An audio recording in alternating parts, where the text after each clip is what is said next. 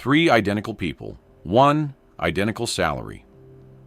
By Friday, their bank accounts are already telling three different stories. This is year one. Alex, Bailey, and Casey are 28. They all just accepted the same job at the same tech-adjacent company in the same overpriced city. The starting salary, $58,000 a year.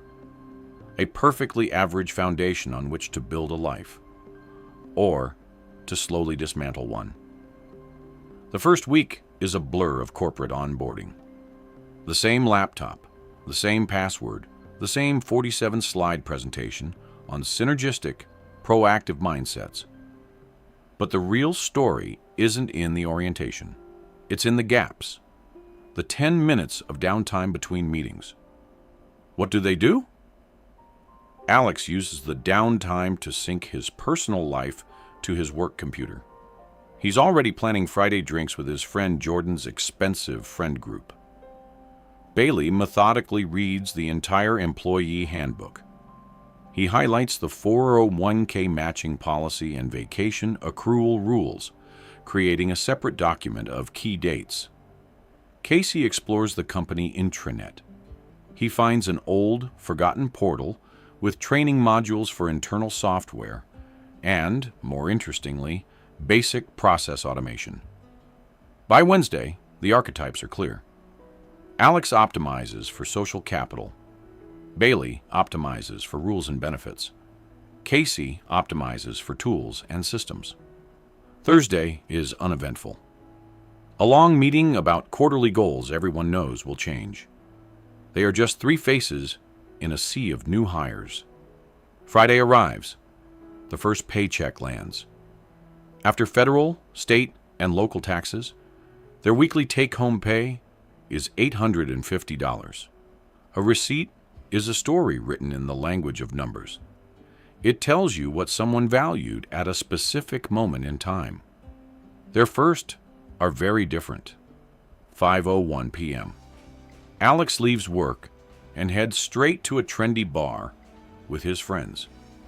He feels the familiar, low-grade pressure to keep up. His friend Jordan orders a round of $12 craft beers without asking. Alex's planned budget for the night evaporates before he's taken a sip. His share of the tab for 2 rounds and appetizers comes to $80. He calls it networking, a necessary investment in his social life. Meanwhile, Bailey is executing a pre-planned mission at the grocery store. He has a detailed list, a reusable bag, and zero tolerance for impulse buys. He stands for a full minute comparing the price per ounce on 2 brands of canned beans. The 12-cent savings provides a small, quiet thrill of optimization. His total for a week of planned meals is exactly $90. The budget is not a guideline, it is a law. Certainty is the goal. Casey also goes to the grocery store. He buys simple, high-protein ingredients for the week. No list, just a repeatable, efficient method. His grocery bill comes to $70. But this isn't his most important purchase of the night. That one will only cost $15. Back in their identical apartments, 3 different worlds are being built. Alex seeks comfort. Bailey seeks safety. Casey seeks leverage. Alex's apartment is warm and inviting. He collapses onto the couch. After a week of performing new guy, what does he truly want? Too tired to cook, he opens a delivery app. He scrolls past the cheap options. Comfort is his priority. He tells himself he deserves it. He orders $45 worth of gourmet pizza. It's a small premium to pay for not having to think, cook, or clean. To fill the silence, he subscribes to a new streaming service for $17.50 a month. The cost feels insignificant, a rounding error. And to truly unwind, he buys a new $70 video game. The week was hard. The weekend should be an effortless escape. Alex's philosophy is simple. Earn money to make life more convenient and enjoyable right now. The future is a problem for future Alex. Bailey's apartment is quiet and orderly. He portions his groceries into 5 identical containers. Where Alex buys back his time, Bailey fortifies it. He opens his laptop. Before any relaxation, he opens his budget spreadsheet. The numbers must be reconciled. Order must be restored. He enters the $90 grocery charge. Then he transfers a non-negotiable $100 from checking to his high-yield savings account. He watches a free documentary about Roman aqueducts. He isn't cheap, so why does he avoid spending? He sees it as an unquantifiable risk. Bailey's philosophy: follow the proven path, save consistently, avoid risk, and trust that slow, steady progress is the guaranteed way to win. Meanwhile, Casey is at his desk. He's already eaten his simple, home-cooked meal. Now, the real work of the evening begins. He buys a $15 ebook he found on the company portal. Automate the boring stuff with Python.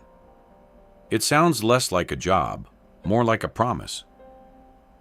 This purchase is not for entertainment or comfort. It's a tool. He spends the next 2 hours installing the software and reading the first chapter. He doesn't just read. He actively struggles with the first exercise, failing 3 times before a small script finally runs correctly. The frustration feels productive. Casey's philosophy is different. Money isn't for spending or saving. What is it for then? It's for buying leverage over time itself. By Sunday night, the first week is over. The consequences are small, almost invisible. But the trajectories are already bending away from each other. The final accounting for week 1. From his $850 paycheck, Alex spent $212.50 on comfort. He has $637.50 left. Bailey spent $90 on necessities and saved $100. He has $760 in his checking account, but his net worth has grown.